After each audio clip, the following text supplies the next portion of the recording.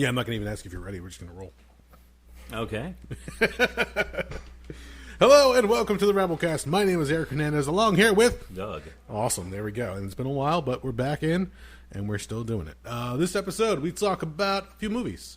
Doug and I did not go together. We went separate trips, separate adventures, and as such, separate films. I hope we didn't go together because we went to go separate movies. That would be strange. Well, exactly. Which is the one that you went to go see again? Midsommar. How's that spelled?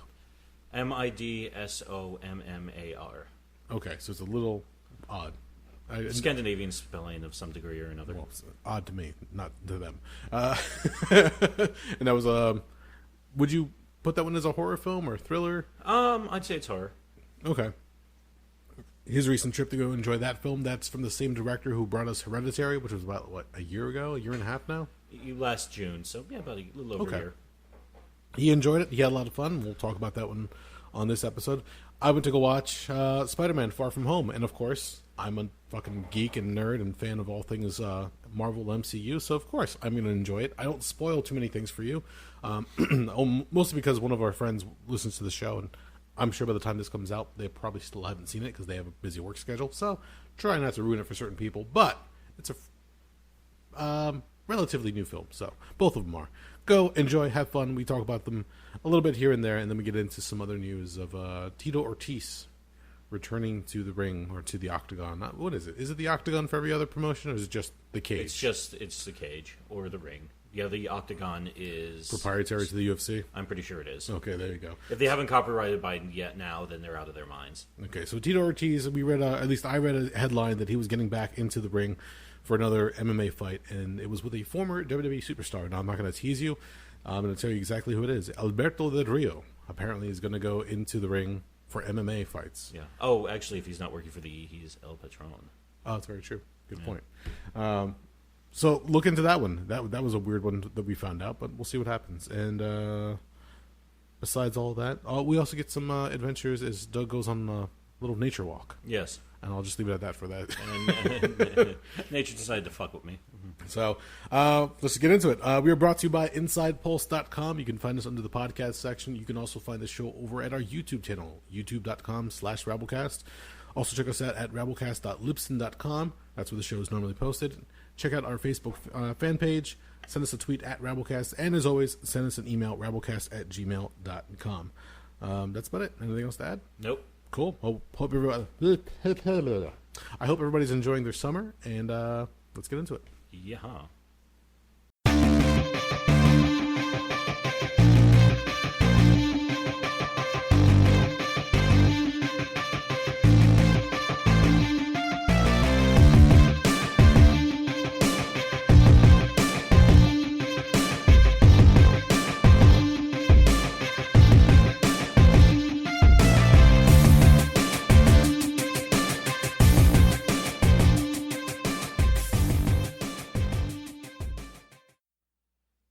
Check.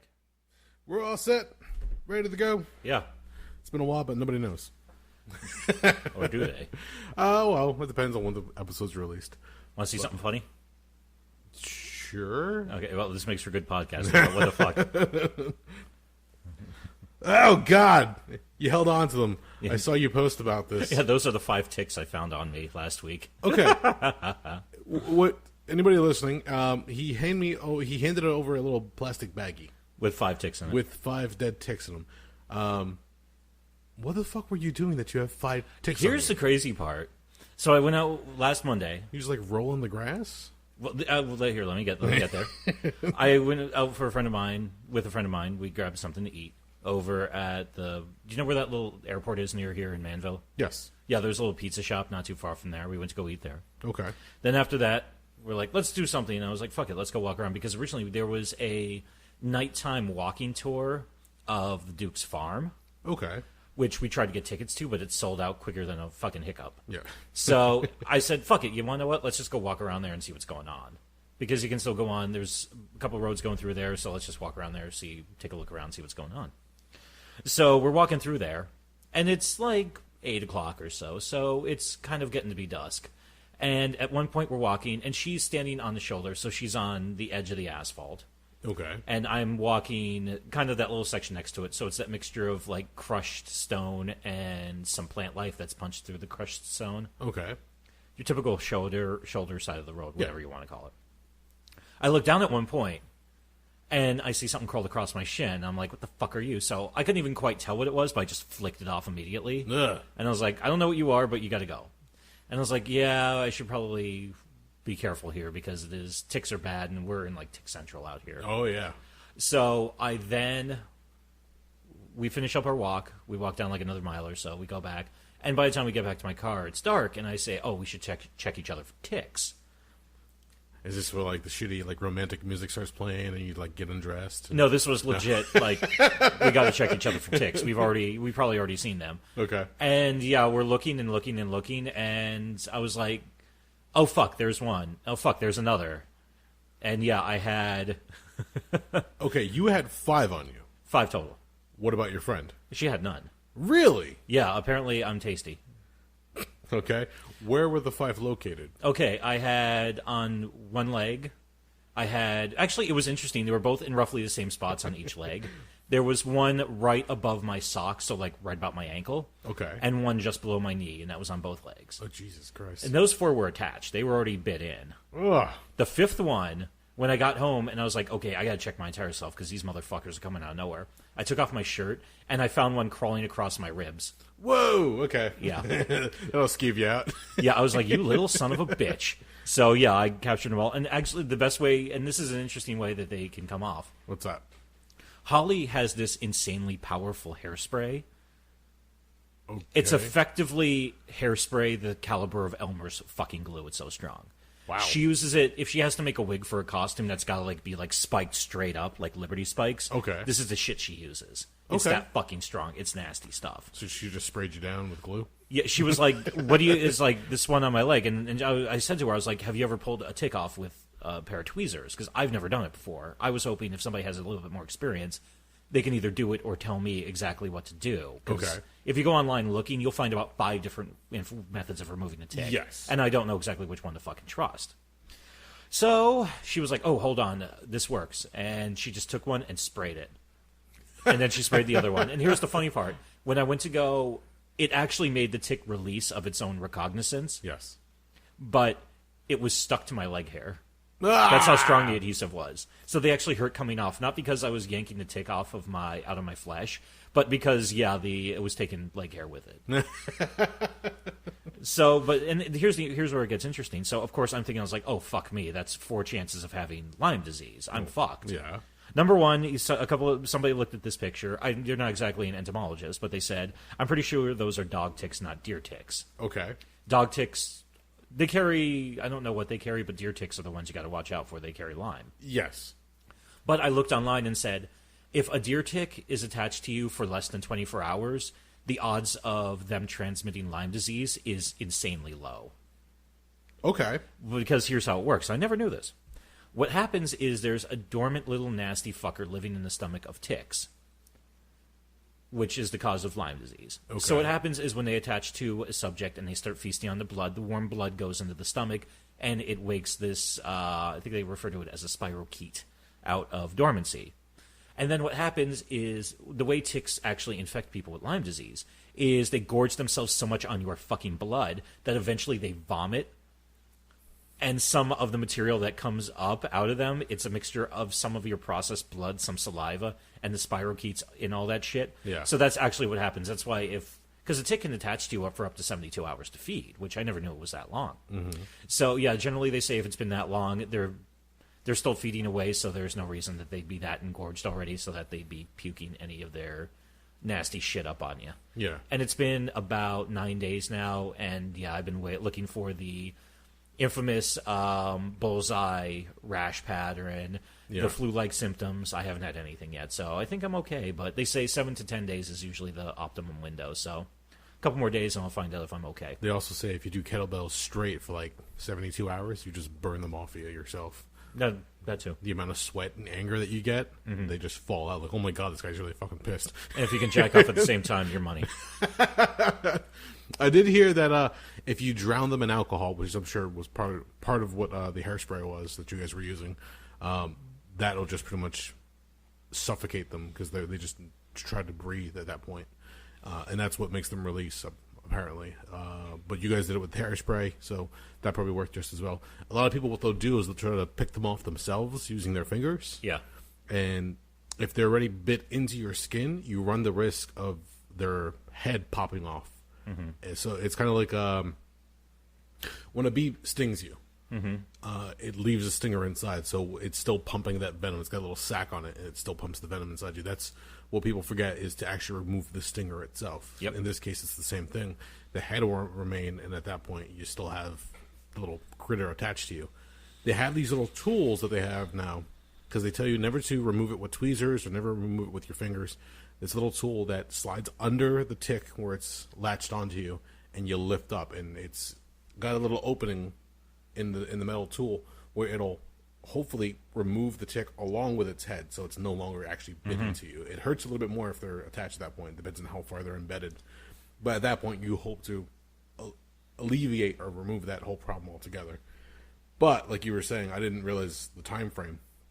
Yeah, you're looking for the bullseye or the bite mark, and hopefully keep track of it. A friend of ours online, she was bike riding, and she said she felt something fly down her shirt, and it was either a hornet or a bee of some sort on her stomach. She got a bite, and she saw like a red mark. And everybody, when they saw it online, immediately thought it was like a tick or something. She goes, no, I was riding my bike.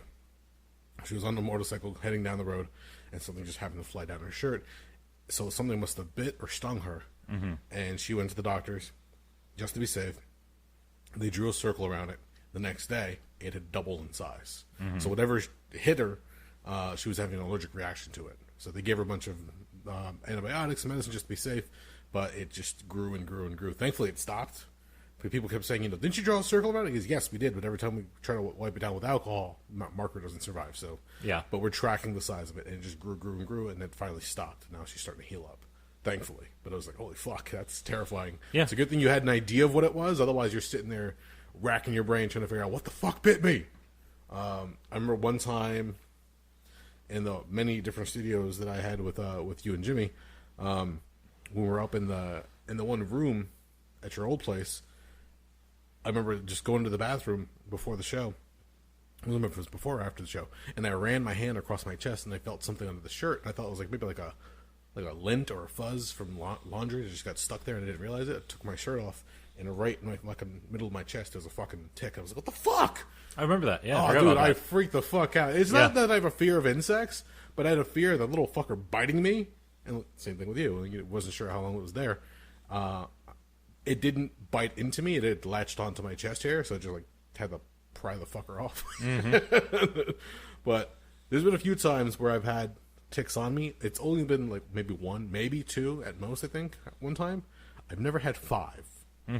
That's fucking creepy. Some type of a record, I guess. Yeah, and how do they Well, were you walking through tall grass? Were you walking through the grass? Trees? Wasn't screamingly tall. What it is when ticks are hungry, they will sometimes they'll crawl onto leaves or branches or anything like that because they're looking for I think they track mammals by it's either body heat or respiration. Respiration is what I've heard is a big one. Bed bugs. Yeah, they track by both. Yeah. So I'm assuming they track by one of those, but yeah, then when they walk by and it's something they sense, then they'll try to throw themselves onto it or, try to transfer that way. And from there, they'll just start crawling around looking for a spot to get down in. And it got weird. I mean, I was checking my entire body. I stripped down completely naked, had Holly check me. And then... poor Holly. And I was like, could you make sure there's nothing else to fuck on me? She's like, okay, but I didn't ask her to do the really weird part. Were you standing over a mirror later at night? No, I don't know in a mirror. I was using my phone. So I now know what my asshole looks like. I was like, yeah, there's a fucking tick down there. I'm setting all of fucking this goddamn state on fucking fire. Okay. Because, at that point, I've got to commit genocide against its entire fucking species. There's no less I could do. 4 on your legs, 1 on your ribcage. Yep. Yeah, I would be freaked the fuck out with myself. Yeah, that was not fun. And your friend never found any on her? No, last time I talked to her, she was completely clear and fine. Well, good for her then, because shit. Which is even weirder because I was wearing shorts and sneakers, and she was wearing like a short dress and like sandals. So See, another reason why I like to wear jeans all the time, Yeah. even in the summertime, because I just don't want... We were at my mother-in-law's for barbecue for 4th of July, yeah, and everybody kept asking, like, why are you wearing jeans? It's hot out here. I'm like, I don't like mosquitoes and other things that bite you, and jeans are another line of defense against all that shit. So I'll wear shorts at times, especially if I know the area pretty well and I'm not worried about shit coming out and biting me. She has an old pool in her backyard that she's getting rid of at this point, and I think there's still some water here and there that sits, and that just attracts mosquitoes. They lay their eggs in there, and later on you just have little fuckers come all over the place. that's breeding ground for those cocksuckers. Yeah. So I was like, no, I'm not going to chance it. No thanks. And I remember seeing my son later on. He had a bite on his leg, and he was mostly we had him like in a little kiddie pool. So I thought he was safe for the most part.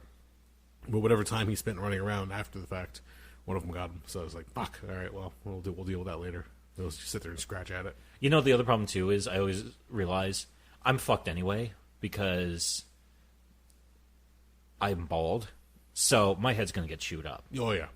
So at that point, unless I just hose myself down with goddamn off or whatever with the fucking Yeah, and then that's all you not can do. good because whatever you think about it, you're spraying chemicals that are supposed to kill whatever is gonna bite you, any kind of insects or flies, whatever the case is. Those are chemicals that kill something that's biological. You yourself are biological, so you're spraying poison on yourself. Now, granted, it's in smaller doses to you, Yeah, as it is to but them. it's also on your skin. Yeah, and you're just absorbing that shit all the time. Yeah, but you don't know if the chemicals are the kind that can absorb through skin or not, though. I don't know personally. Exactly. There was a little thing. I don't remember. I think it's called Thermacell. It's this repellent that you buy in cartridges, and you put it into this little apparatus. I don't know how big the actual thing is, but hunters use it quite a bit. Is that the one that clips to your belt? I believe so. I think I've seen those. And the little apparatus or unit itself has a heating element. So when you put the cartridge in, it just like expels whatever repellent it is. And apparently that's really good at keeping shit away from you. Especially with hunters, they're always out there, and whatever, if they're in the bush or the brush, they'll get bit up by all manner of shit left and right. I mean, worry about ticks, worry about whatever else can crawl up your leg. Or all kinds of stuff. But that's been talked about quite a bit, and I've been wanting to buy one for the next barbecue that we go to, but I keep forgetting to. Yeah. Just, I don't feel like spraying. Like, there was a report not long ago. They were saying that apparently suntan lotion or sunblock that you use at the beach, they finally figured out that yes, that does get absorbed through your skin, and it has had some effect on the virility of certain men as far as like their sperm count. So like, oh yeah, that thing that you use at the beach to try to avoid cancer or getting burned from the sun, yeah, that's also fucking up your dick. So hey, Yeah. Well, actually the trick is too, there are natural insect repellents. Like a good combination is one. I think it's eucalyptus oil, tea tree oil, and something else I can't remember right now. okay, If you go online and you just go to Google, of course, and type in natural bug repellents, you'll get a list of the different oils and stuff that you just mix them up with water, throw them into a spray bottle, and spray yourself down with it. And you'll get the job done. like 10 down on the list. Don't take a shower for 3 weeks. Oh God. What? If you don't shower for 3 weeks, they're like, "Oh God, you smell so bad. No bug will come near you." Also, no human being will come near you as well. But Oh, yeah. At that point, you're just gross. all right, it's nice to see that you had fun in nature, and that you're loved by nature itself. In I'm a little tasty ways. snack, apparently. Yeah. Have you been back to that walking path since? No, but I don't get out that much these Okay. days. Actually, my favorite part of that was at night. If you go, you know where that footbridge is in Raritan that leads over to the Dukes Parkway? Yes. If you go on that bridge at night, the fucking spiders you will see are fucking awesome. Yes. Same thing from Boundbrook when you cross over to South Boundbrook, the Queens Bridge that they have there. Yeah. And the lampposts, being that the lampposts are curved over and like the old-fashioned style of lampposts, spiders love to make the webs right in there. And late at night, you can just see the light reflect off of them, and all the little fucking gnats or whatever are caught in there. And usually those spiders are fucking huge. Yeah, those are some of the big sons of bitches. Yeah. Fucking terrify you sometimes. Yeah, I want to get them on the payroll, bring them down here. We were leaving our friend's shop, was it like 2 weeks ago?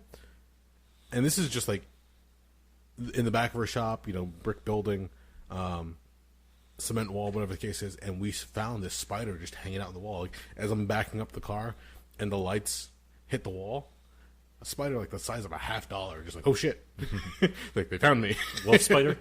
I didn't get that close. We were still in the car, but it was big enough that you saw the fucker from inside. Like, oh damn, that's a huge spider. I do not want to get out right now.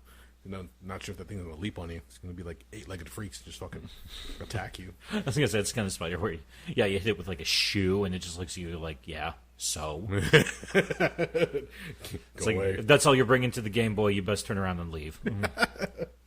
What else have you been up to? Besides your jaunt out? Watching things. What did you watch? It's been a while. for anybody who's been listening, it's been a couple weeks. Things have gotten busy on my end, and I've had to cancel. I've been busy. Like, let's try to take care of a few things, but it's been a while. So there's a lot of stuff that's come and gone. I went to go see Midsommar. Which one is that? Do you remember Hereditary from last year?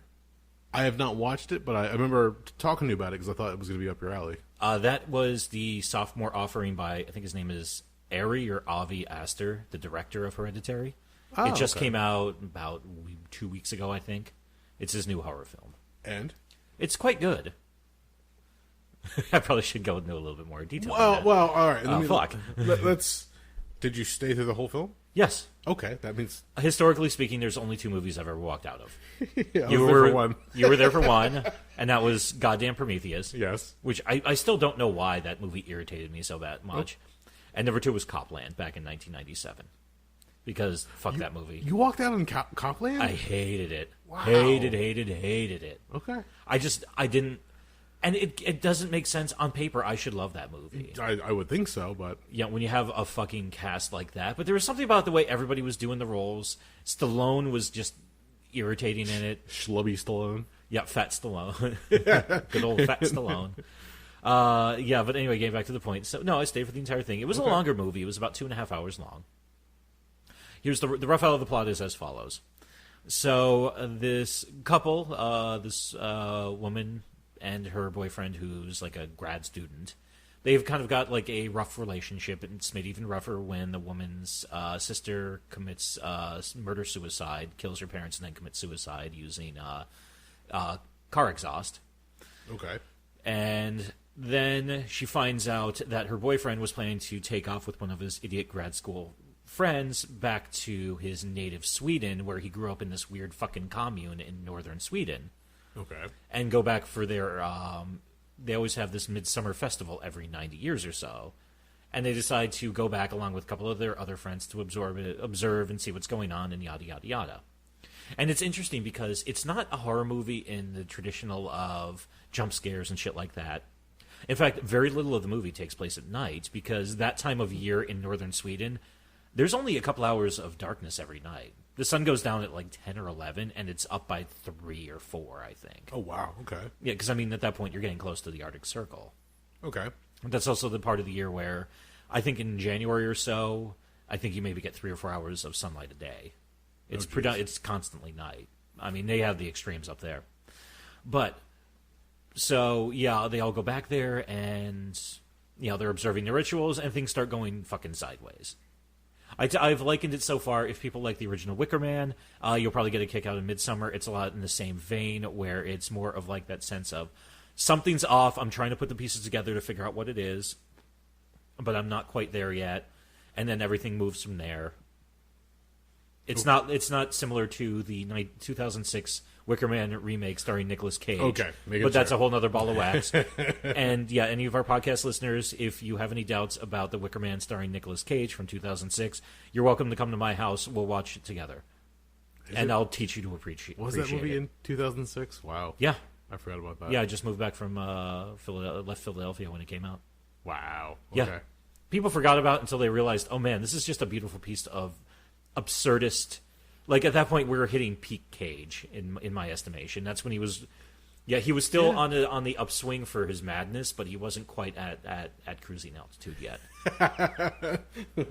In fact, yeah, there's a few people who may or may not have taken me up on the offer, but hopefully I'll have them in the basement imbibing certain substances and watching Nicolas Cage be a maniac.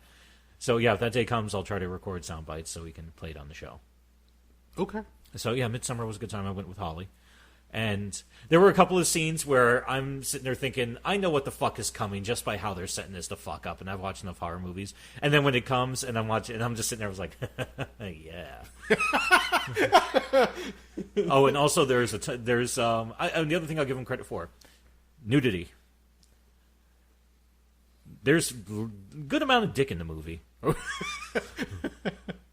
Which I was kind of taken aback at. Okay. Yeah, because you don't... Yeah, I mean, if I had a dime for every movie I ever saw that had titties in it, I'd have a lot of dimes. Fair. But, yeah, want to talk about the number of movies I've seen that actually have cock in it? I was kind of like, man, they're just showing that guy's dick. Like nonchalant, he's just walking around, just... Well, without giving too many of the details away, this one guy has sex. One of the people go to visit the commune. He ends up having sex with somebody at the village in this weird fertility ritual thing in a... breathtakingly uncomfortable sex scene. Okay. And then after that, he runs out of the building they're in, and he's just kind of standing there like, whoa, with his dong hanging out. And it's also impressive because he is, I don't know how, but the actor who portrayed that character is somehow paler than I am. And that's impressive. Yeah.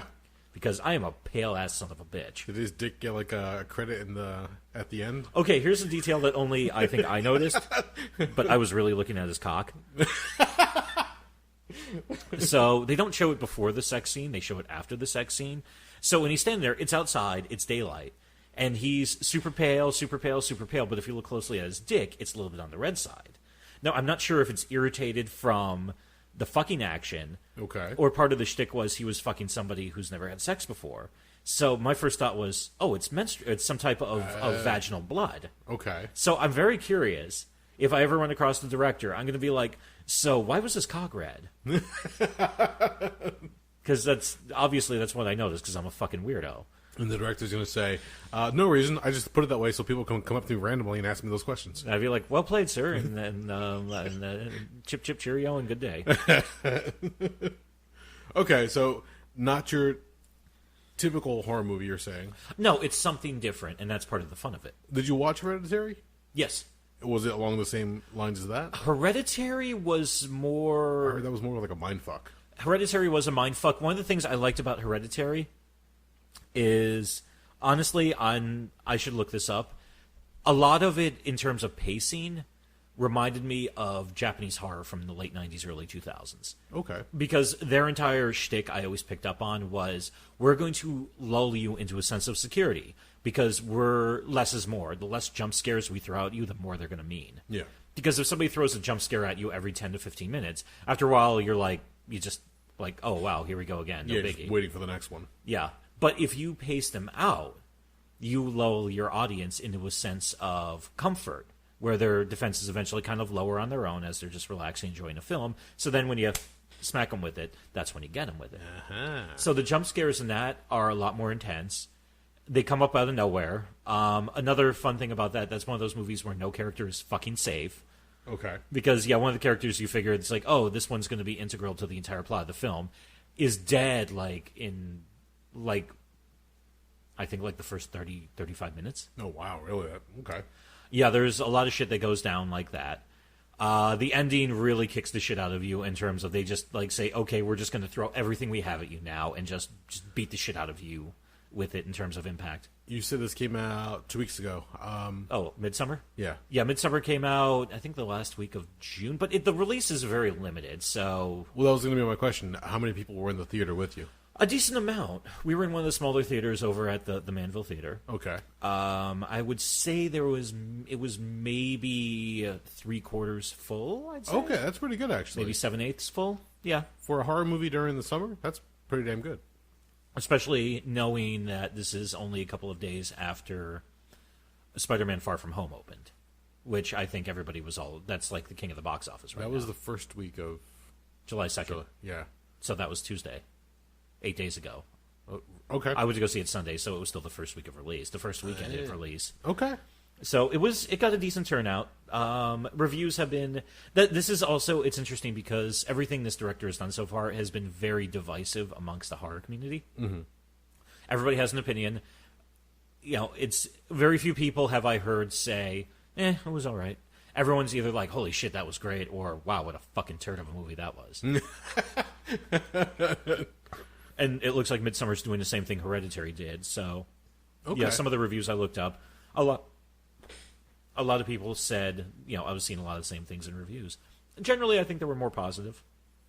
But it's interesting because it's doing something a horror movie hasn't done in a while. That's why I liken it to the original Wicker Man, which did have some jump stuff and did have a couple odds and ends like that. When I'm having a tough time remembering, because it's occurred to me, I haven't watched the original Wicker Man in quite a while. I should rewatch that soon because it's a great movie. Christopher Lee in it like a motherfucker. Nice. So it's a good time. Okay. Yeah, because I wanted to watch Hereditary, but it's one of those things I'll wait to watch horror movies. I won't go to the theater for them at this point because it's not really my cup of tea to begin with. Fair. But I'll catch it like if it gets put on streaming or if it gets released online somehow. I'll just come across it and I'll put it on in the background at home. I remember Hereditary because everybody was saying that this is going to be a big breakout hit for this director. And a lot of people are going to watch this one. This is I can't remember what they were likening it to. I think they were saying like it's the poltergeist for this generation in terms of groundbreaking. I wouldn't go that far, but it's still a very good movie. Okay. And just to find out, because a lot of times directors, they'll have that first big hit movie that gets them a lot of notoriety, and then the follow-up is either so-so or, little to nothing, and then just move on and keep making other films. But if this one has another, not as big of an impact, I'd say, but probably just along the same lines of storytelling, then hopefully I'll enjoy it. I'm curious to see what he's going to come up with in the future. I think he's going to join the next pantheon of horror directors to keep an eye on. In fact, I'd already say he's there. He's got two movies. He's 2 for 2 for me. Okay. So I'm digging the guy, and I'm on board for whatever he does next. So, but this is the thing. Even with a lot of directors like that, even if they have a stinker, I'll still, as long as it's not bomb after bomb after bomb, I'll still, if a director puts out 5 good to great movies, and then they put out 1 or 2 that suck, I'll still check out the 8th offering to see what they got next. Okay. Like M. Night Shyamalan is a perfect example. I'll be honest, I didn't really care for Six Sons. Really? I didn't like it. The problem was I watched Stir of Echoes, which I think to be a superior film. That's also his? No, but they came out both in the late summer, early fall '99. I thought Stir of Echoes was way better. Okay. They were both ghost movies. Yes. With twists. One of them was, M. Night Shyamalan, he's now known for fucking twists, of course. But this one was, like I said, when I watched it, I was like, nah, it was okay. And I really hate Haley Joel Osment. That kid his face irritates me, in all honesty. Like, I just look at him, I was like, oh, go fuck yourself, you little shit.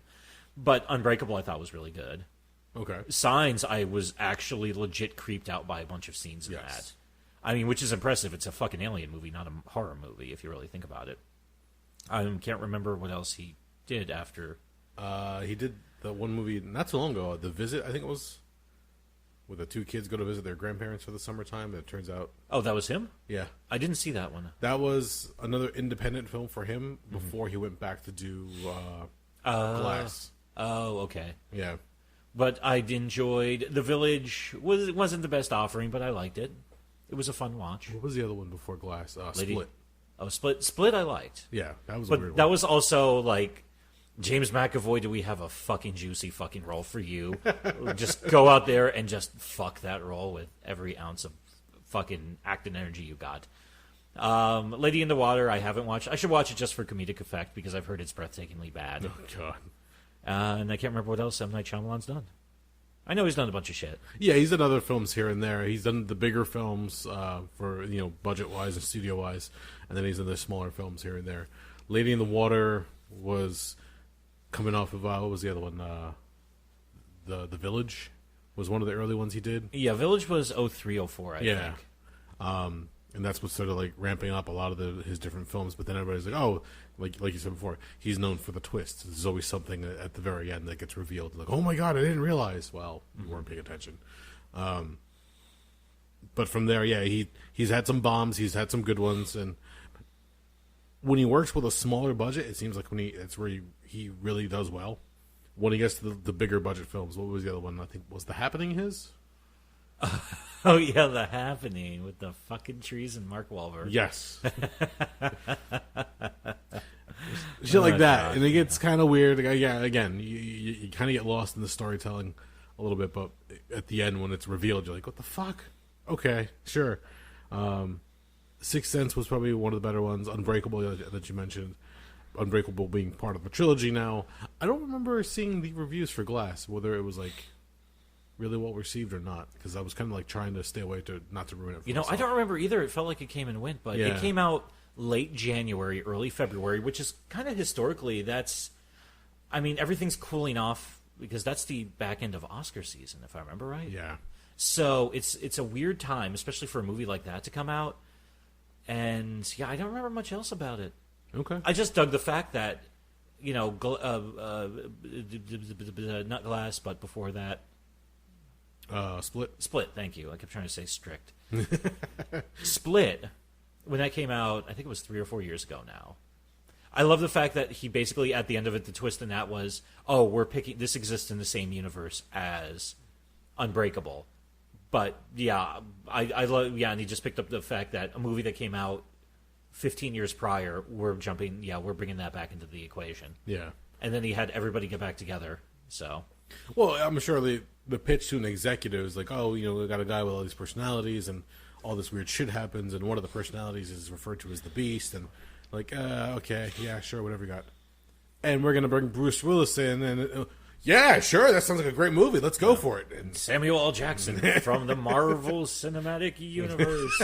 And we don't even have to pay a shit ton of money to fucking de-age him.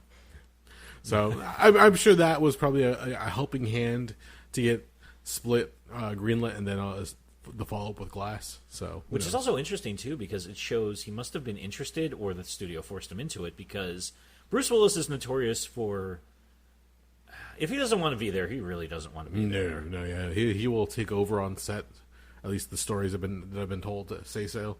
That he just gets disgruntled after a while. He starts taking direction under his own control, and then that's it. If you can't appease him from there, like, forget about it. I heard though, if you catch him, if you're on his good side, like, he's a cool guy, just don't piss him off, because at that point he just gets really pissy. Well, the weird thing is, one of the things I read, that the story I heard that about him being pissy was actually kind of shitty. Not surprising. Well, it was... Kevin Smith tells the story. I forgot what movie he was in that Kevin Smith directed.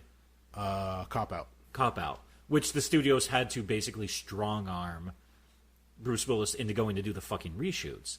But apparently there was a story when they were working on it, they were standing around somewhere talking about it, and two guys just happened to be like municipal workers or guys in the garbage truck or something like that drove by. And one of them noticed Bruce Willis standing on the side of the road. And he lowered his window down. He was yelling, he yelled something along the lines of, "Die Hard, I fucking love you," or, "I fucking love Die Hard."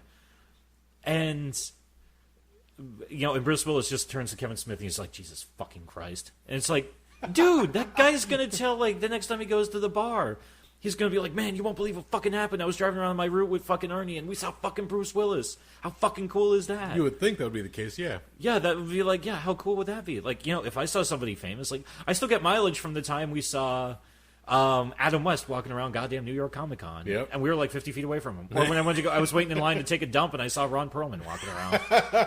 And I was like, I'd really like to say to him, but I really have to shit, and I don't want to lose my place in line. And he's also flanked by, 19 fucking security people. Yeah. But yeah, it's, and then maybe it's part of the fact that he's been famous for so fucking long and in that bubble that he doesn't, that he's not a normal guy anymore. It's entirely possible, yeah. He used to work as a bartender back in the day when he was, still paying his dues essentially, and to get from that to where he currently is now, maybe he's just become jaded to life in general, like, fuck this, fuck that, I don't really want to deal with this. If I have to do it, I will, but otherwise I'm going to do it kicking and screaming the whole way. It's possible. I mean, after a certain point, too, you tend to wonder what it's worth to you. If we decided right now, fuck it, let's go out, let's head to the diner and grab a fucking sandwich, or let's go out someplace and grab a burger. We could do it without thinking about it. Yeah. If you're a famous person, especially that level of a Bruce Willis, yeah, because there was a story, really can't do it. Johnny Depp had come to New Jersey for something. I can't remember what it was. He was working on a project, and he went to a bar, and apparently he got into some kind of fight at a bar. And it makes sense. You're famous. You're going to get noticed, and it's going to be one of two things. Either, the person's going to recognize you and go, I love you, whatever movie they talk about, or, 21 Jump Street, oh my God. And, yeah. Or otherwise, I'm like, you fucking suck in that movie. I hate you. Whatever the case is. But you never know which one you're going to get. So these guys are always going to be on their guard. Why Bruce Willis would just kind of shake his head and say, fuck, man. Like, Die Hard is one of the tried and true movies for him. Like, it made him an action star, especially. So for him to just be like, fuck that. No, and that changed him completely, because before that, people were thinking, how the fuck is he an action star? Because at that point, everybody knew him from Moonlighting. Yeah. So they thought it's like, oh, that's the guy who kind of does the romantic comedy shit. Yep. So. But hey, I wonder what his reaction is when people come up to him and goes, Hudson Hawk, I fucking love you. If he breaks out into the song and dance. Actually, no, I'd like to. I should go out and hunt down a copy of The Return of Bruno. Because if I ever saw him, I'd be like, hey man, could you sign this? I really dig this. I have a friend who actually loves that. Return of Bruno? Yeah, and online for their gamer tag, that's what they use. Return of Bruno? Bruno, I think, I don't want to give it out. But it does involve Bruno in the name. And I asked him about it one time. He goes, "Oh, fucking Hudson Hawk's an amazing movie." I'm like, "Really? Wow!" Not ironically, he goes, "No, I fucking love it." I'm like, "Okay, fair enough." It's a fun movie, but I'm not gonna say it's an all time. Okay, it's a silly film here and there, but I mean, fuck. I guess. I mean, if you like it, even actually, I should say, if you like it unironically, cool.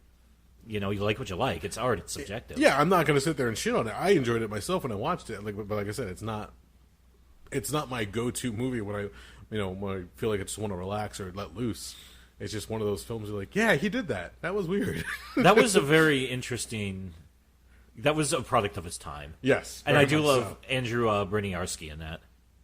Oh yeah, yeah, because the CIA agent who wanted to rape and kill everything because it was. It's a weird movie. Yeah, it's a very weird movie. We might have to add it to the list of movies we might do commentary for. I don't even remember how long it's been. It's probably been close to 30 years since I've seen that. So let's see. Maybe the original Wicker Man. We'll add Hudson Hawk. What was the other one we were talking about earlier? I can't remember now. Wicker Man remake starring Nick Cage. That as well.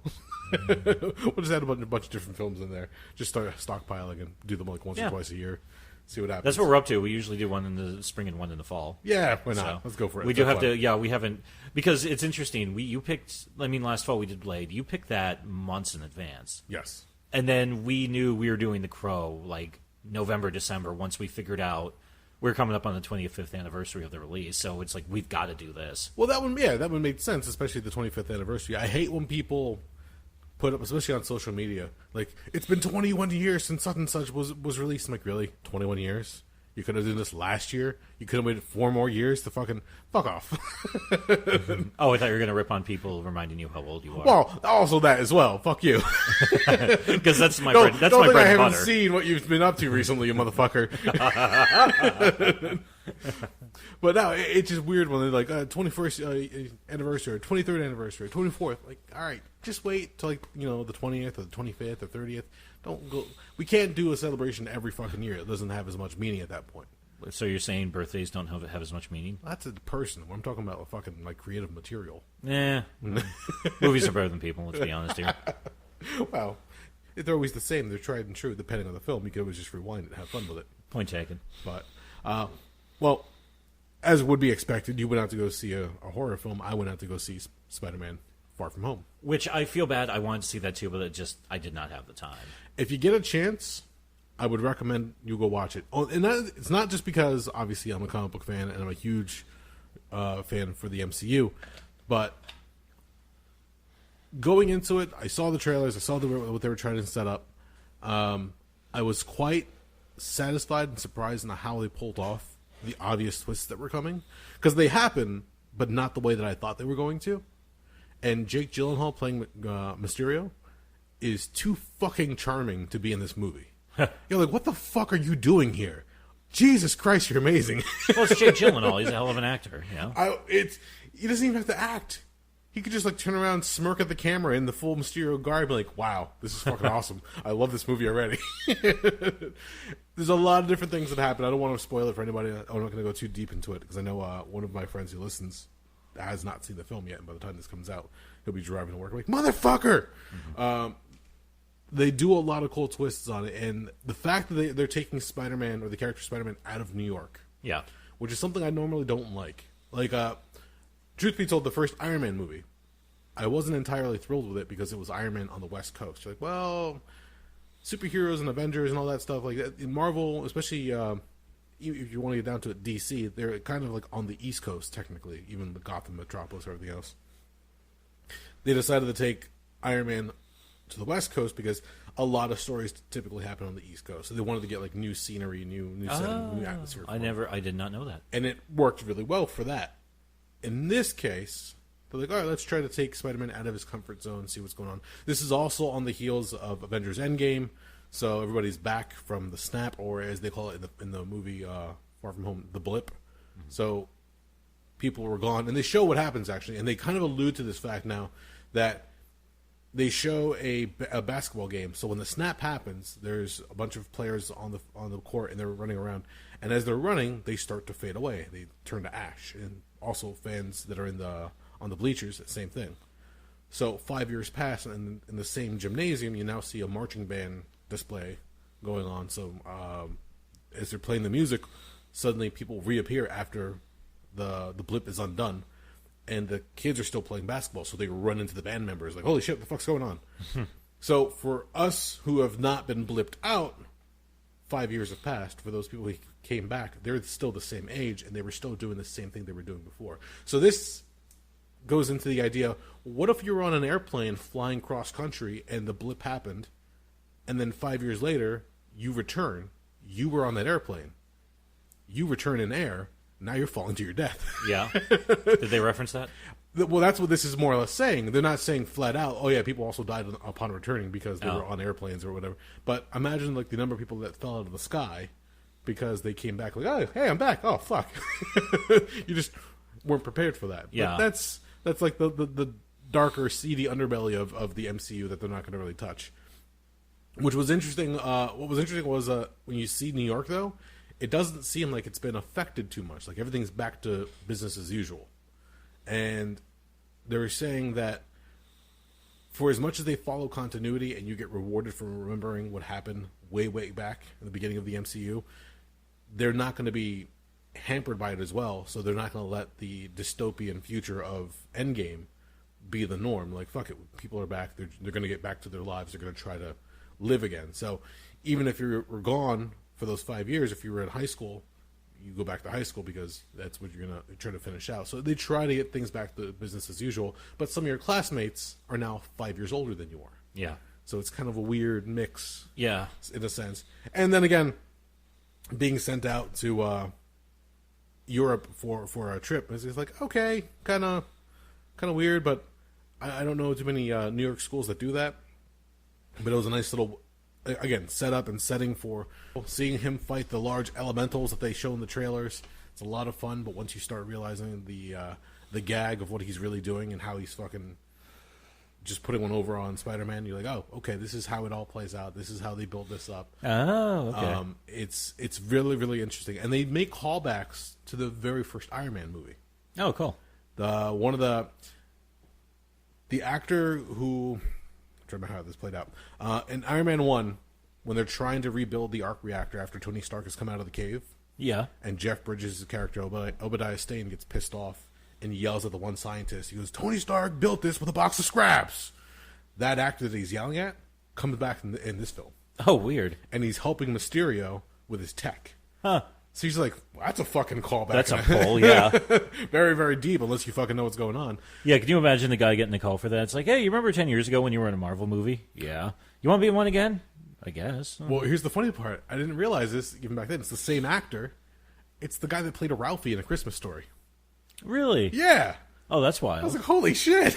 Holy fuck, indeed. I did not know that. It's like, That's hey, so cool. you might be enjoying your yearly royalties, but you want to come back and do another film for Marvel? Yeah, sure. You've been in one iconic film. How would you like to be part of another iconic cinematic universe? So the way everything plays out, it's a lot of fun. They do a bunch of little twists here and there. The one big return that nobody was expecting was J.K. Simmons, who played J. Jonah Jameson in the Tobey Maguire Spider-Man movies. Yeah. He's back in this one.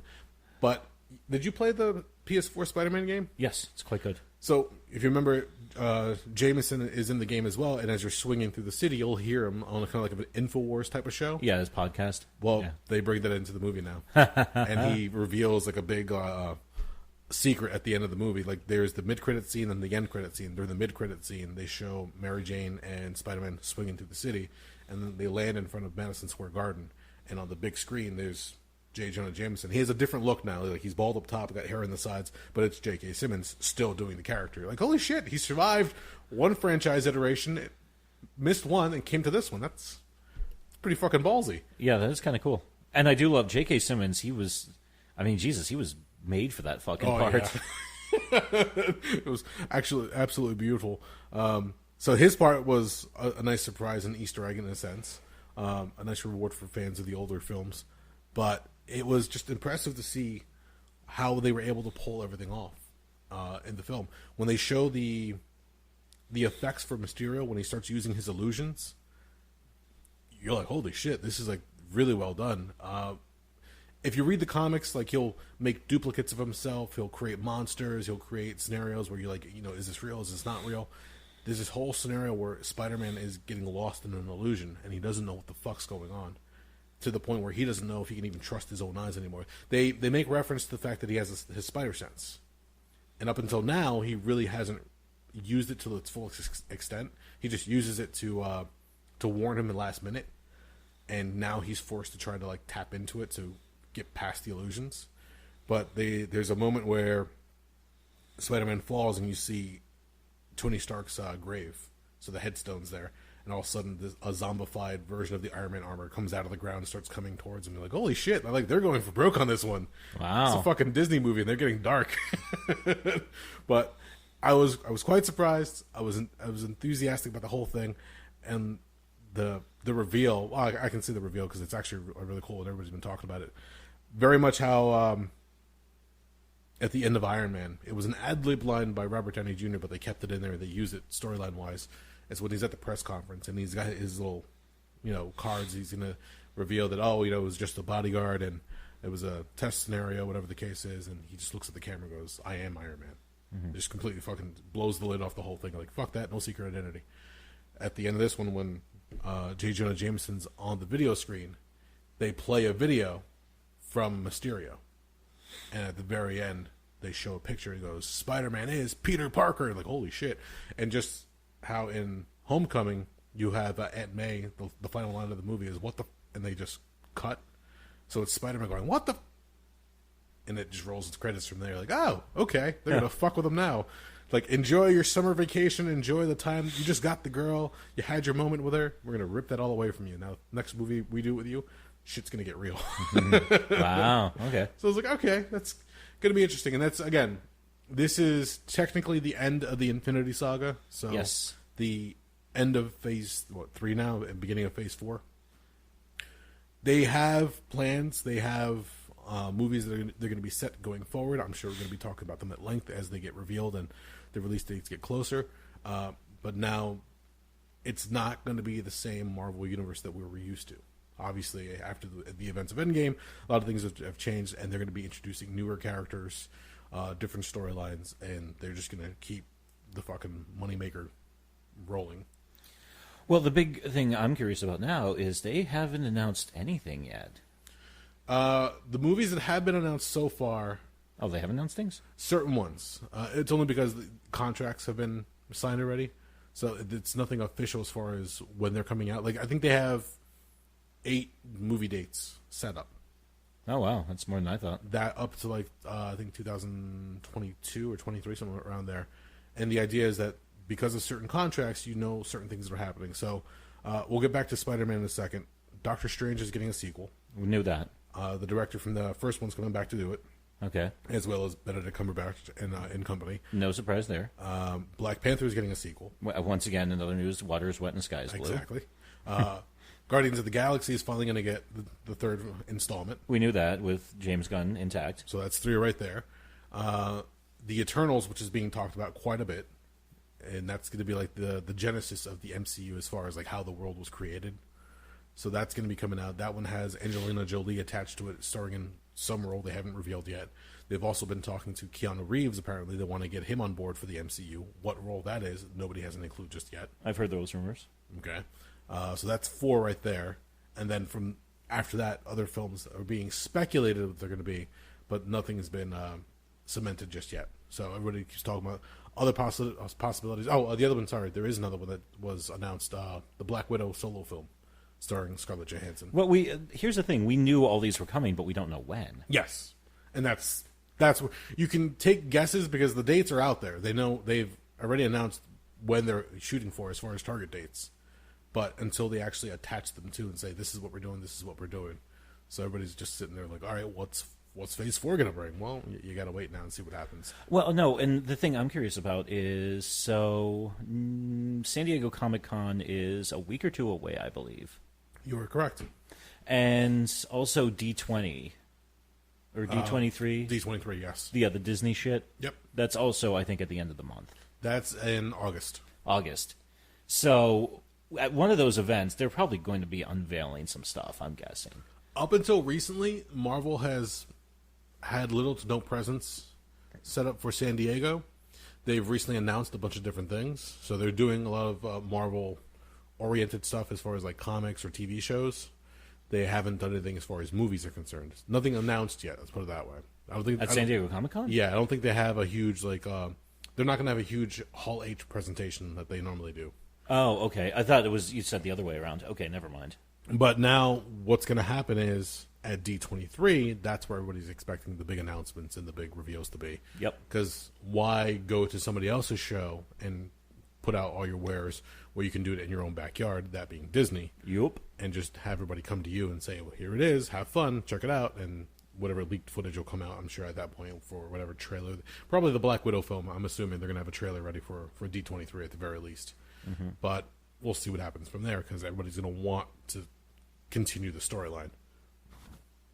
As far as what that all entails, it's a lot of speculation at this point. So, getting back to Spider-Man, as far as contracts are concerned, a lot of people are worried already that this might be the second to last outing for Tom Holland as Spider-Man. Really? And that comes down to a little tidbit that was released, and this one take it with a grain of salt.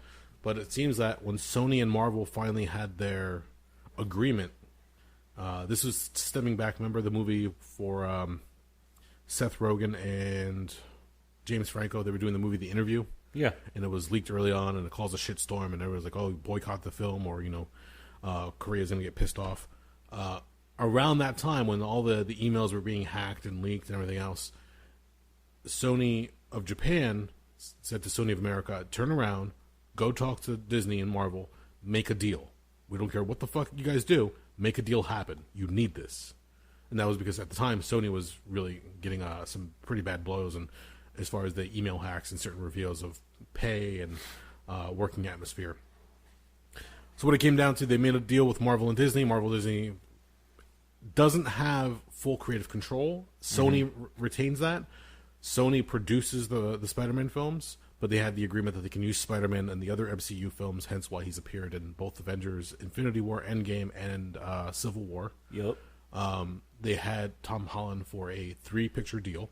So that's Spider-Man Far From Home, Homecoming, and then whatever the next film is going to be at this point. But apparently the other deal was that the film has to cross $1 billion, else Sony regains full control of the character. So, wait a minute, it has to make $1 billion in total revenue? Yes. Okay. And that's not just, not just domestic, worldwide.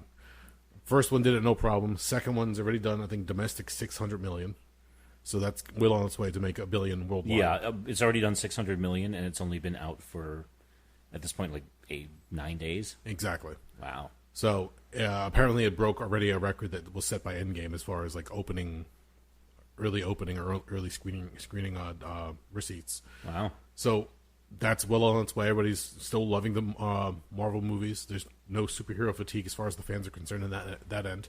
But for whatever reason, let's say if the third film doesn't work out well, then Sony regains the rights, and they're trying to make their own little Spider universe in movies. They did Venom. They're doing the sequel to Venom. Into the Spider-Verse, the animated movie. We actually just watched that. It's on Netflix now. It's actually a lot of fun.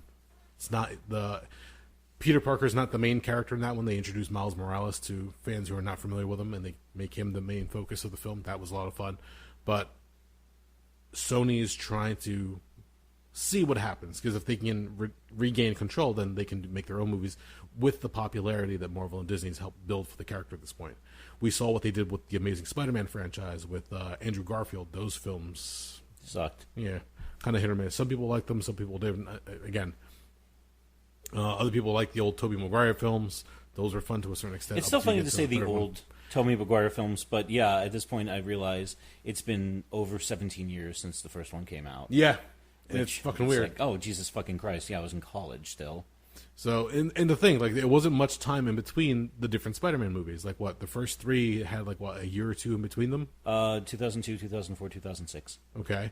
And then not too long after, we had The Amazing Spider-Man and then Amazing Spider-Man 2. And then after that, they said, fuck it, we want to use Spider-Man in the MCU. So they made the deal with Sony, and they had that happen. But it all comes down to, again, do Marvel and Disney want to continue having a partnership? So far, they have no problem with it, so long as they get the... Marvel and Disney? Or do you mean Marvel and Sony? Marvel Disney as far as working with Sony. Oh, okay, now I get you. Okay. Do they want to keep going through the whole hassle of having to go back to Sony? Like, is this cool? Is that cool? Is this cool? It's their character. They know what to do with it. Just let them fucking do it. Sony at this point is just collecting money. And like, oh yeah, sure. Sony really should. It's like, motherfucker, just cut the shit, sit the fuck back, sign whatever document they put in front of you, and collect your massive fucking paycheck. Yeah. And let them do what they're good at. Don't try to reinvent the fucking wheel. At this point, I mean, if you want a superhero movie, you go to Marvel, because they're going to fucking put out Dynamite. Yeah, why these assholes? I love this self-important horse shit in Hollywood where it's like, no, we can do that just as well. Yeah, well, that's just it. You're right. It's those executives that think they know better. They don't have any clue how the character is supposed to be handled. But they're like, oh, I read a comic book or two here or there. I watch the old Spider-Man cartoons. I know how it works. We've seen what happens when Sony tries to do their own movie. I don't want to see Superman in that suit. It looks too faggy. Jesus Christ. Situations like that start to happen, and things get kind of shitty, and the fans suffer for it. At this point, Marvel, as far as the studio and Disney, they've been doing a bang-up fucking job. Granted, it's not exactly like the comic books, nothing's ever going to be. It's a different medium. So you need to have something change here and there. I still say it's cool to have Spider-Man in the high school years, because there's a lot of story that you can tell in that era. Mm-hmm. It looks like they're going to start moving out of that, especially with the blip that happened. Like, Spider-Man has to move out of school eventually. So yeah, he'll get there one day.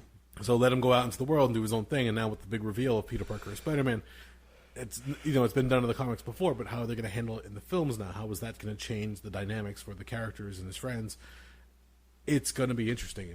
But if you keep getting Tom Holland to keep coming back and keep his mouth shut, fucking spoilers, loves to ruin things for people. But he's excited to play the character, and he's a younger dude. Yeah, he's wrapped up in the whole thing of just being a superhero. Like, yeah. Why wouldn't you be excited about the whole thing? So it's cool. It's cool to see it. I had a lot of fun. I'm probably going to go back to watch it again. Our friend Dan hasn't watched it yet, so he was kind of surprised when we were like, oh, we went to go watch it. You did? And like, well, we only had like a small window to go watch any movies over the holiday weekend, so we took the opportunity when we could get it. Sorry if that didn't jive with your schedule. Yeah. So, but it's a lot of fun. We'll see what happens. And yeah, that's really as far as the movies. Oh, in watching Into the Spider-Verse, being that I'm a late comer to the film itself, it was out, what? Christmas time. Yeah. They have different Spider-Men from different universes that all come together because of this big science experiment has pulled different versions of Spider-Man out of different universes. One of them is Spider-Man Noir, voiced by Nicolas Cage. Mm-hmm. He's got a funny-ass fucking line at the end when he's about to return to his dimension. Spider-Man Noir is, the old style Spider-Man, so like detective, everything's black and white. So he's pretty much all in dark. He's got a trench coat on.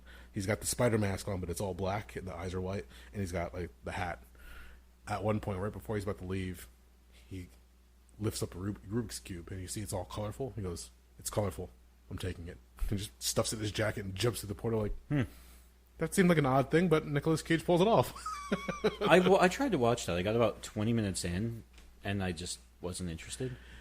But, I might give it another shot. Try to get to the point where they start introducing the other Spider-Man, because that's where the shit really starts getting exciting. Yeah. I mean, a lot of it was just super cartoony, and I'm like, I don't care. Yeah. I'll admit, was that we first started watching it, as they were introducing all the different elements. I'm like, I feel like I'm watching the old animated. I've watched the old animated. Do I really want to sit through this one? I like the character Miles Morales, but I just didn't feel like I was...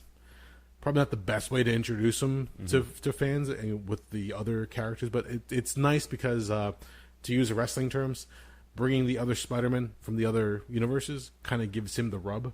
No. So that when it's time for him to stand up, you're like, oh, okay, he was able to hang with them. He's got this. So I was like, okay, that's fun in that respect. And the guys who did the Lego movie, Lord and Miller, those directors, they did this film. They were also the guys who were behind the Han Solo film for Disney. And that one got panned only because people were like, wait, there's comedy in Star Wars? They tried having comedy in Star Wars. Disney and Star Wars didn't like it, so they're like, let's bring somebody else in. Yeah, they rewrote and reinvented the wheel. That's when they brought in Ron Howard and like, no, let's do a bunch of reshoots and try to make it an actual Star Wars film. So, but take it for what you will. A lot of fans either love it, like you said before with Midsommar. Yeah, they love it or hate it. Yeah. There's really no in between. So. Well, yeah, and horror fans can be bad, but I don't think they're as bad as Star Wars fans. No. Star Wars fans are a new kind of like, what the fuck?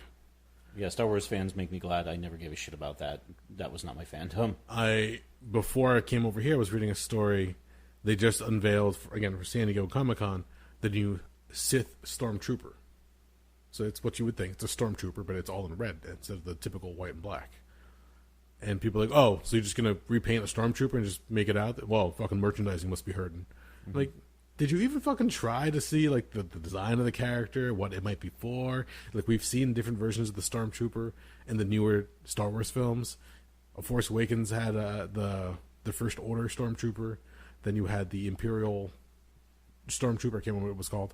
So they're just trying to, like, come up with different versions of it so they can keep things fresh. Mm-hmm. And you're just immediately going to shit all over this other one. I'll admit, the design for the new Sith Stormtrooper looks pretty cool.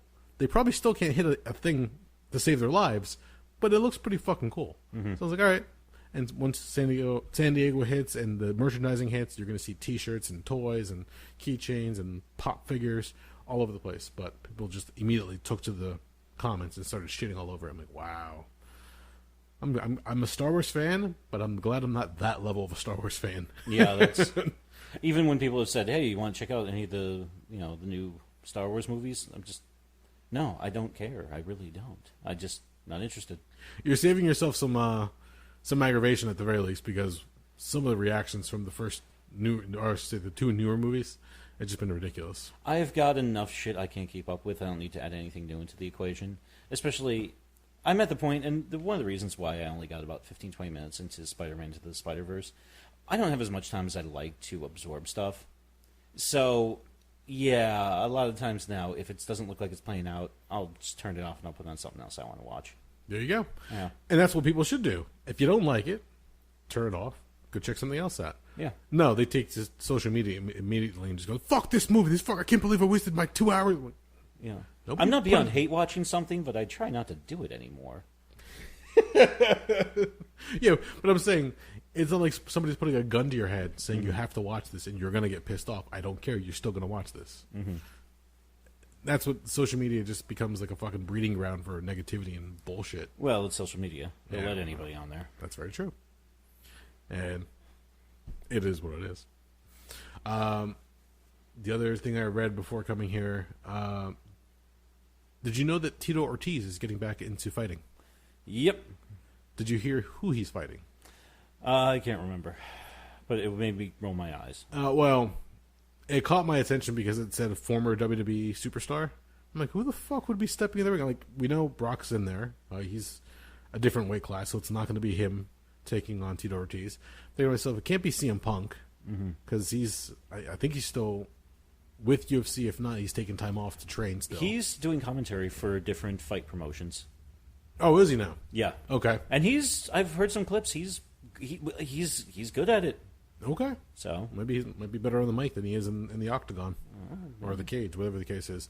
No, the person that apparently they have not set a date yet or a venue, but it's going to be Tito Ortiz coming back to fight against Alberto Del Rio. That was it. Okay, now I remember. To which I'm like, oh.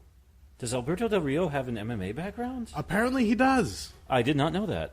His last bout, which what I was reading because I was curious and I had to look it up, 2010, he was apparently brutally beaten by Crow Cop. Mirko Crow Cop? Yes. Oh, well, it's Mirko Crow Cop. I mean, even way past his prime, Mirko Crow Cop is still fucking dangerous. So I was like, okay, he was able to stand with Crow Cop. Well, stand, I would say, in the same ring or cage, not so much stand toe-to-toe. I mean, he lost. But still, that's pretty impressive. So maybe he might know what he's doing. Maybe he actually has a chance going against Ortiz. Ortiz is older now. I think he's like, what, 42? He's got... if he's under 45, I'll be surprised. Okay. And Del Rio's right up there in age, I'm sure. Yeah, he's got to be about 40 by my count. So, all right. So let's put Ortiz at 45 and Del Rio early 40s, let's say. Early to mid. It's probably not going to be the fastest MMA match, like as far as pacing or moves, but it might be entertaining. We'll see what happens. It's not going to be happening for a UFC. It's going to be happening for Bellator? No, not even Bellator. I think it was called Combate American. So it's another. Oh, I never even heard of that. Yeah, neither have I. But they're using the fact that it's Ortiz. That's the name. And then you say former WWE superstar that got my attention. And also, a former, what was it, AAA or CMLL? Yes. I can't remember which one he competed in beforehand. I believe it was AAA. Okay. But yeah, that's another selling point right there. Yeah. So, plus, also, is this a Latino fight promotion, or is it based out of Mexico? Or? I'm going to say it is, only because of the way the name is. Combate American. I didn't look into it. I don't have any history of the promotion. So I also can't help but notice that they got a Mexican guy and a guy with a Latino heritage. Yeah. So it might work for them. Ortiz came out of retirement for his fight with Chuck Liddell, so they can have a trilogy match. Yeah. And that's the match where he beat Liddell. And Liddell at that point is past his prime, people are saying. Oh, and also his jaw. Liddell, I can't remember who caught him, but yeah, he got knocked out pretty badly, and he never recovered. He used to have a pretty solid chin, but after that, he was fucked. And I think that was around time when he was like, well, time to call it a day. Yeah, that's what people say, kind of like in wrestling, you have your bump card. Yep. To take a word from, who the fuck was saying it? Jerry Lynn. Thank you. You can only have so many bumps in your career in wrestling, and once that card's been punched, that's it, you're done. Same thing for MMA, or in this case, UFC. Liddell just took so many hits, you can absorb only so many until your body goes, yeah, we're done. Yeah. We're just going to shut off instead of taking the damage. Which is funny because, if you go back and watch early 2000s, those Liddell-Couture fights were pretty fucking good. I mean, both when they were... Well, Couture is a mutant. Couture could probably go in there on, I'll train for 3 days and I'll be able to go in there and just, kick the shit out of somebody because he's just a machine. But Liddell, I mean, at that point when he was in his prime too, I mean, he was a hell of a hitter. Yeah. So we'll see what happens. I'm not going to buy whatever pay-per-view, but I'll definitely want to see the results and see what happened. Because it's more out of morbid curiosity. I know Ortiz can fight. I've never heard of Del Rio fighting. Like, before he came to WWE, I really didn't look into him too much. Yeah. So, seeing that now he's had some type of MMA career, whatever that was, whatever the promotion was, who knows if they did any kind of, drug testing. Who knows how that all went down. We're dealing with south of the border, so... Yeah, probably if it's anything like driver and everything else. If it's anything like the professional wrestling, yes, their idea of a drug test is... Are you on any drugs right now as you're walking to the ring? Nope, you're good to go, buddy. Yeah, exactly. So, see what happens. I'll make a quick prediction for this one. No. Ortiz just kicks the shit out of him. That's what I'm guessing. And don't get me wrong. When Alberto Del Rio is not being lazy, he's a fucking good wrestler. But, I mean, once again, I'm very, very... every time I hear of a professional wrestler jumping into MMA, I'm like, God almighty. Yeah. I mean, not everybody's going to work out as well as Brock Lesnar, or Batista actually got a bunch of wins. He actually did pretty well as an MMA fighter. Did he? Yeah, Batista did pretty well. I knew he did some. I never followed his career. Jack Swagger's actually doing pretty well right now for himself. But also, the people forget, Jack Swagger, like Brock Lesnar, he was a big time collegiate wrestler. Yeah. And if you've got that foundation, you're already a step ahead of the normal Joe. Exactly. By a good amount. Batista's just a fucking brute. So yeah, I don't think this is gonna go. Del Rio's just gonna try to politic him when he's in the ring. It's like, who my dad works for? Let's talk. Who knows? If Ortiz takes a dive or whatever the case is, looks a little shady, then maybe there'd have been something that worked out. I know, and there's a bad history of that. I mean, there's a lot of allegations from the early days of Pride about people being like, it'd be really cool if you didn't win this fight. Yeah. Mm-hmm. So in certain things that come out here and there, like I remember Elite XC when they had the big Kimbo Slice bout, and he was Ken Shamrock he was supposed to fight, but he got injured during training. Oh yeah. So they brought in the other guy. I can't remember his name off the top of my head. I can't remember either. But they went up to the guy before the match. He goes, "All right, you're the alternate. Just do us a favor. Don't go to the ground with him. Stand toe to toe with him." And like, what? Like, do whatever. Don't submit him. Don't try to choke him out. Just, fight. Go blow for blow with him. Oh, I'll definitely go blow for blow. And like, they got what they asked for. The kid fucking took out Kimbo, and that essentially sunk that promotion all in one shot that night. Like, I don't think he really got what they were trying to go for. You build up Kimbo. You try to make a promotion around a performer. You got to keep him protected. Yeah. But that wasn't the case in that situation, and everything just blew up in their faces. So, who knows? We'll see. MMA is just as mysterious as boxing at times. Yeah, and things can get a little shitty, especially depending on the commissions. That's here in the States. Now, if this is in Mexico or anywhere else, who the fuck knows? Yeah, God knows.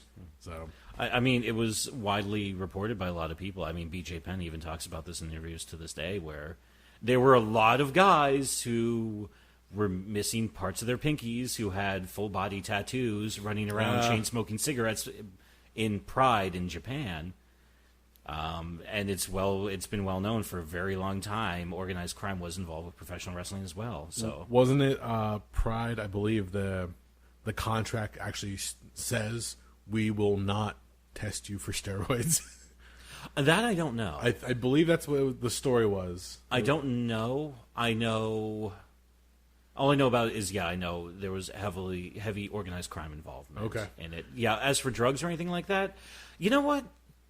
I could believe it only because that's where along the longest time Team Hammerhouse was fighting out of. Yeah. And, let's be honest, look at all those guys. They're all... Mark the Hammer Coleman, gassed to the fucking gills. Phil Baroni, gassed to the fucking gills. They wanted to see battles. They wanted to see big guys go out there and just beat the fuck out of each other. They encouraged a certain amount of training. Well, and also, for a lot of that, they wanted their Americans to be big, blown-up meatheads. Yep. So that's what they love over there. I mean, they've always loved, like, the big, hard-hitting guys like that. And if they had to put on an extra 30 or 40 pounds to the assistance of, fucking HGH, then it is what the fuck it is, I guess. But as for Japanese guys, I can't really think of any Japanese dudes I've ever heard of on gas. Not that I know of off the top of my head. No, I mean, even if you look at their physiques, I mean, if they were on steroids, they should probably go ask for their fucking money back, because most of them look like... I mean, like, they look... I mean, Mitsuharu Misawa looked like shit, but he could fucking go like nobody in the fucking world. Same thing with Kawada, same thing with Kojima, same thing... a lot of the newer guys, they're like that lean, kind of muscular look, if you look at, like, Okada or Nakamura or Tanahashi. What, I don't remember what weight class... Ortiz used to fight at. I think he was a light heavyweight. Was he? Yeah, I'm pretty sure he was light heavyweight. Yeah, because for the longest time it was always all about Ortiz, Liddell, and Couture, and I think they were all light heavyweights. Yeah, because to take that fight with Lesnar, Couture jumped up a weight class back when, like 10 years ago. Okay. Yeah, and nobody's surprised. Well, he was game, and Couture put up more of a fight than anybody thought he would, because Couture is that fucking good, but Lesnar's just a fucking... At that point in time, he was just a fucking tornado. Yeah. So. Not much has changed. No, he's just gotten older and lazier now. Yeah.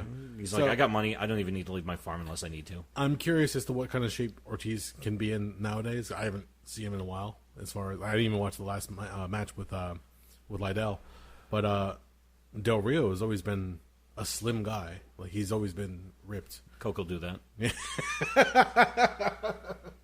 Well, allegedly. Mm-hmm. And You don't even have to allegedly. You got busted for it. we'll see what happens. Yeah. But I'm curious as to what shape both guys can get in and how that's going to pan out. Because again, they're over 40, let's say, and not to say that that's like they're over and done with. But most guys in the UFC, once you start reaching like your late 30s, they just kind of start dwindling. Yeah, that the intensity and duration of that training is going to take its toll on you in the long run. So that's about the point where it's like, all right, you probably should open a gym or start training people, or maybe you saved your money. And yeah, it's going to be about time for you to ride off into the fucking sunset. Yeah, so kind of curious, see what happens. Well, that's about it. That's all I really got. You anything else?